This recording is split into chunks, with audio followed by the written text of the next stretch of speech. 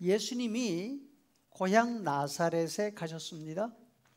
예수님 당시 예루살렘에 사는 유대인들은 나사렛을 무식한 촌구석이라 무시했습니다. 요한복음 7장 15절에 보면 유대인들이 기이히 여겨 가로되 이 사람은 배우지 아니하였거늘 어떻게 그를 아느냐. 또 갈릴리 호수 주변에 살던 사람들도 별 볼일 없는 것으로 생각했습니다.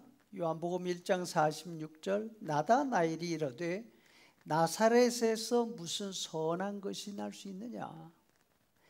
예수님이 주로 활동하신 가브나움에서 보면 나사렛은 남서쪽으로 40km 떨어진 산골 마을입니다.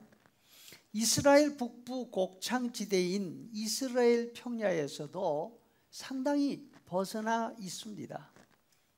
고도가 해발 400m 정도밖에 안 되지만 갈릴리 해변이 바다보다 낮은 해저 200m인 점을 고려하면 상당한 고지대의 산골입니다. 변변한 사람이 없었습니다. 학교는 당연히 없었지요. 흥미로운 사실은 나사렛에 사는 사람 자신들도 자기 마을에 관해서 그렇게 인정하는 편이 아니었습니다. 안식일이 되어서 예수님이 회당에서 가르치셨습니다. 잘 나간다는 랍비 예수가 왔는데 나사렛 출신이라는 사실을 알고 실망했습니다. 아니 그렇게 유명한다고 하는 저 랍비가 우리 동네 출신이라고? 그 어머니와 가족들 우리가 다 알고 있어. 지금 여기 살고 있지. 저 사람 언제 저렇게 됐지? 예수님에 대한 고향 사람들의 불신이 너무나 커서 이 사람들은 예수님께 다가오려고 하지는 않습니다. 그런데 예수님은 그 고향에 혼자 가신 것이 아니었지 않습니까? 예수님을 위대한 선생으로 알고 따르는 제자들이 그곳에 함께 있었습니다. 예수님의 체면이 어떻게 됐을까요? 그럼에도 불구하고 예수님은 예수님께서 하실 일을 중단하시거나 포기하지 않으십니다. 많지는 않았지만 예수님께 오는 병자들을 일일이 손을 얹어 고쳐주셨습니다. 그리고 작은 마을들 하나하나를 다니시면서 그 주변 마을들에서 가르치셨습니다. 그리고 제자들을 가까이 오라 부르시더니만 그들에게 악한 귀신을 제어하는 능력을 주십니다. 서둘러서 내보내십니다. 제자들이 나가서 예수님 대신에 말씀을 전합니다. 귀신을 쫓아내고 많은 병자들을 고쳐줬습니다. 제자들이 부지런하게 활동을 했습니다. 소문이 멀리 마케로스 요새에 있는 헤롯 왕 귀에까지 들어갈 정도였습니다. 예수님은 제자들을 보내시면서 이렇게 말씀하십니다. 머뭇거리지 말고 지금 당장 출발해라. 지팡이 하나만 가지고 가라. 다른 채비할 시간이 없어. 왜 이렇게 서두르셨을까요?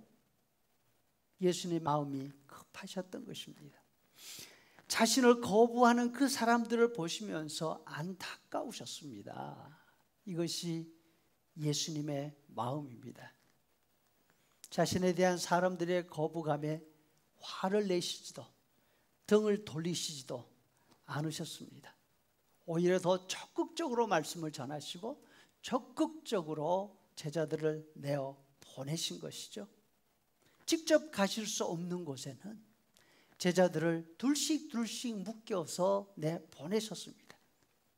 세례자 요한을 목잘라 죽인 헤롯 왕의 귀에 당신의 소문이 들어가서 왕이 군대를 이끌고 쳐들어온다 하더라도 멈추실 수가 없었던 것입니다.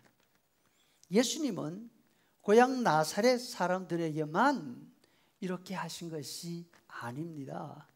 예수님을 끝까지 배척하고 죽이려고 하던 예루살렘 유대인들을 향해서도 같은 마음이셨습니다.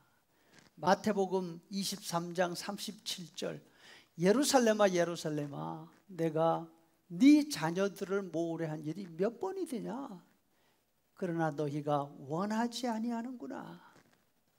자신을 지독하게 반대하는 사람들을 향해서 예수님이 이토록 안타까워하시는 이유가 무엇입니까? 그대로 두면 어떻게 되는지 그 결과를 너무나 잘 알고 계시기 때문에 마태복음 23장 38절 보라 너희 집이 황폐하여 버려진 바 되리라. 예수님은 곧 닥쳐올 재난을 아시고 그 재난에서 사람들을 건져내시기 위해서 이 땅에 오신 것입니다. 그래서 사람들이 마음에 들어하지 않아도 지체하실 수가 없습니다. 반대하고 무시한다고 멈추실 수 없었던 것입니다. 우리를 향하신 예수님의 마음은 지금도 변함이 없으십니다.